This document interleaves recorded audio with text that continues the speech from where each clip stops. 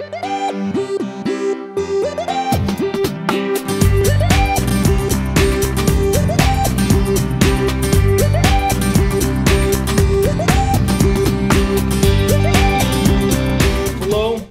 to KennyRoy.com. I'm Kenny Roy. This is the Ask Video Mail for the week of May 11th, 2015. Welcome to the site to you new members, and welcome back to the old members. The Ask Video Mail is your chance to get your question in character animation or performance answered in a video just like this one. I'm trying to fix the focus on my camera. It always seems to get off somehow.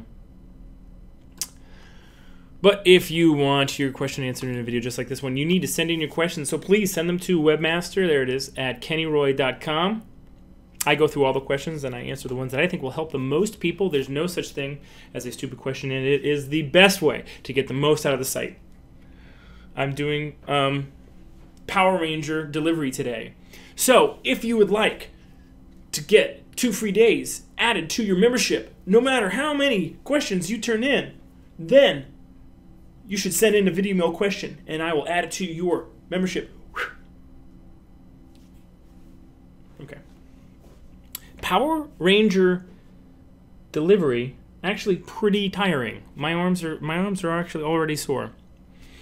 News? No, not too many news items to go through. That was a good save.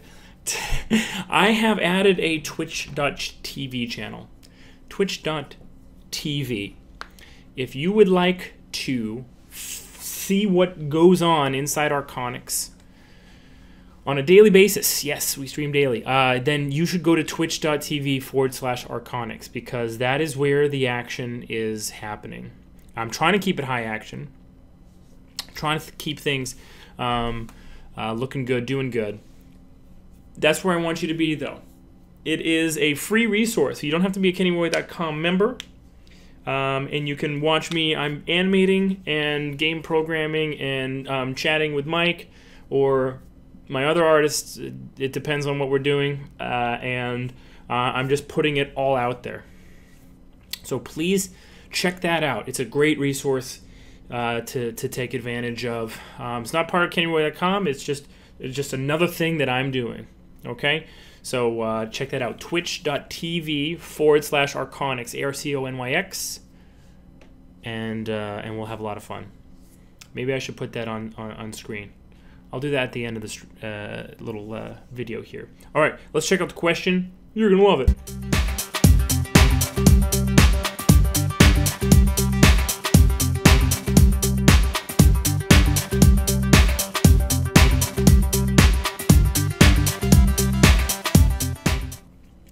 Great question. Thank you for sending that one in. It's a goodie. So if I want the biggest impact, what's the best thing that I can do to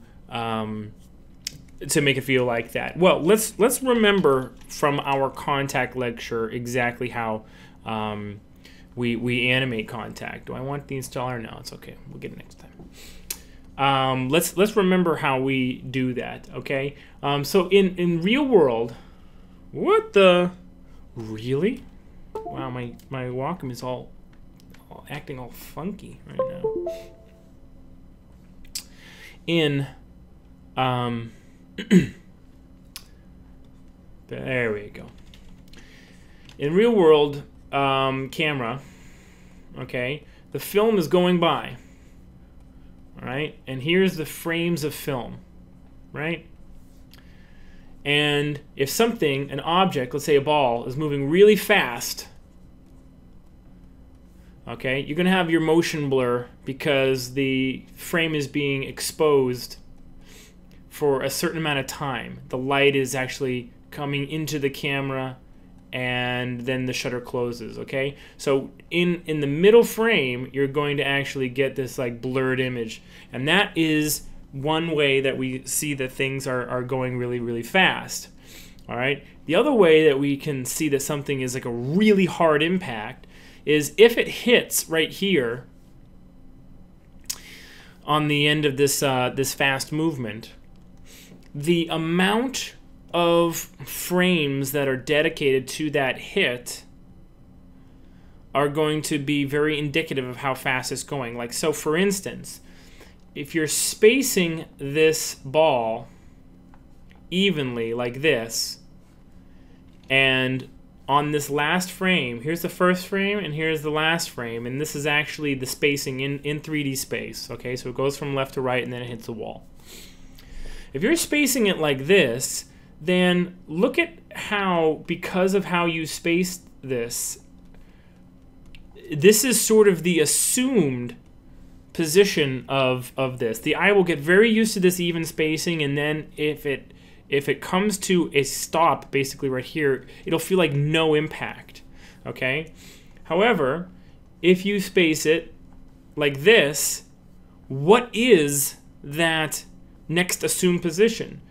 Do you see how we're actually gaining on the spacing here? The next assumed position, it's like over here somewhere. Actually, you can't see this because it's behind my head. Okay. It's actually over here somewhere. All right? Because that spacing is increasing. That actually might be a little close. It might be even further. Something like that. Okay? But if this is the next frame after this one, then what we do is we pretend like at some point, still I'm not completely familiar and comfortable with Mischief's controls. Maybe that's why it's called Mischief. We assume that it hit, here's a frame, here's a frame, here's a frame, and here's a frame, but we're actually assuming that it hit some point between frames. And what we do is, on frame 1, 2, 3, and then this is 4, on frame 4, we actually do a big pose change. We have it hit, but we do a pose change. Okay, well, that was a terrible pose change, nice and flat. You see that? Why? Here's why. Because we assume that in this time, it hit and had time to start squishing. Start that squish, okay?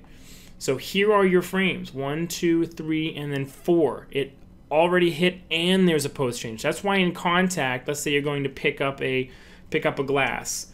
You got your character's hand going for the glass, and so you have a frame right here. This is a frame where the hand hasn't touched the glass, and then after the contact, you never have a frame where the hand is basically perfectly grabbing the glass and the glass hasn't moved. Here's the glass's position, right? You never have this frame. After this frame, the next frame is actually, here's the glass's position. You actually have the hand moving past that position and a pose change on the glass. So in this case, it's kind of being swooped upwards like this. Okay? So the hand is moving in. The hand never comes to a stop because you don't want your curves to come to a stop like that. The hand comes all the way through, and on the next frame, you're just continuing that nice arc of your hand animation, right? The glass isn't slowing it down. The hand is going to move through the glass and take the glass for a ride, no matter where it contacts. And that's why contact shouldn't be dealt with as if it is an important frame. The contact is not a keyframe, okay? Let's say you have a character swinging a bat at a ball, all right? If you want them to hit the ball, then what you want to do is you want to animate a really good swing, all right?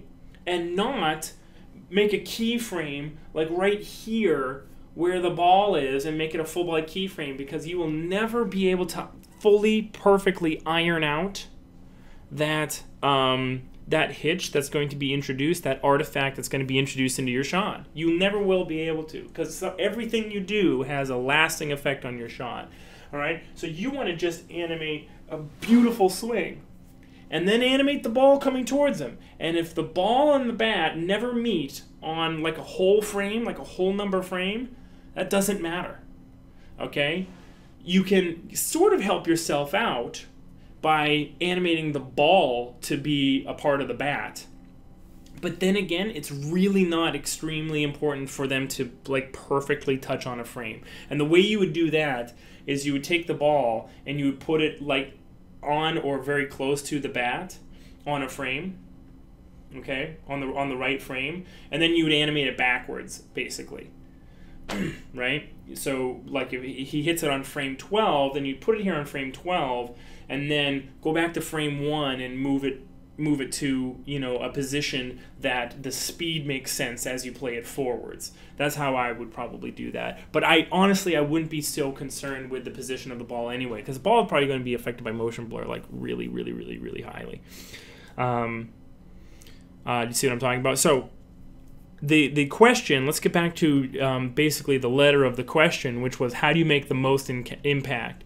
And do you exaggerate the spacing beforehand, or do you do a drawing that is exaggerated afterwards? And this is what I would say is the crux of the situation, is this understanding right here, that the harder the impact, the more you have to train the audience as quickly as possible, get them up to speed with how that object is accelerating into whatever it's hitting.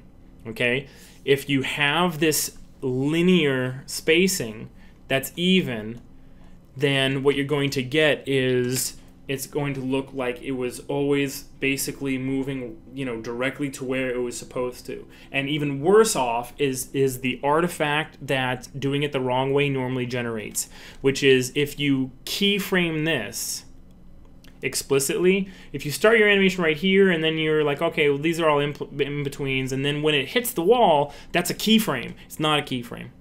It's not. Okay? If you keyframe this, then almost inevitably and unavoidably your curves will all kind of like die and come into, you know, just like this deceleration into the impact, and that's the worst thing that you can get. Okay, so the hardest impact the hardest impacts come from visually setting up acceleration into the impact, accelerating into a dead halt, and then the most as much as you can push the pose change of the object afterwards. Okay, so if it is a if someone getting punched in the face, right, you would have them like rocket punch, right? Pacific Rim, cool movie, right? You'd have that hand start coming around, and if you could cheat the spacing from here to here so that it really actually starts jumping and speeding up, and then put that guy's face, you know, in the way, and then here's one frame, and the next frame is not this. The next frame is this fist all the way through the punch, and then this pose change, like as much as you can break it over and maybe stretch the face as well. It'll be a really big impact. But accelerate into and a big pose change. That's the very, very simple way for me to answer this question. For the biggest impact, accelerate into it and big pose change from a dead halt. From one frame to the next is a big pose change, okay? It's a great question. You guys, send one in if you haven't. Just think of one right now, send it in. You're gonna be very happy you did. 2 free days added to your subscription, plus the nice warm feeling that you get from contributing to the site. Okay? Don't forget. How could you forget? Because I keep on mentioning things like this. Go to twitch.tv/Archonics. Look at this, like, sort of like brush script. Twitch.tv/Archonics. I'll see you guys there. It's been a lot of fun. My name's Kenny Roy. Good luck with your animation, and as always, rock on.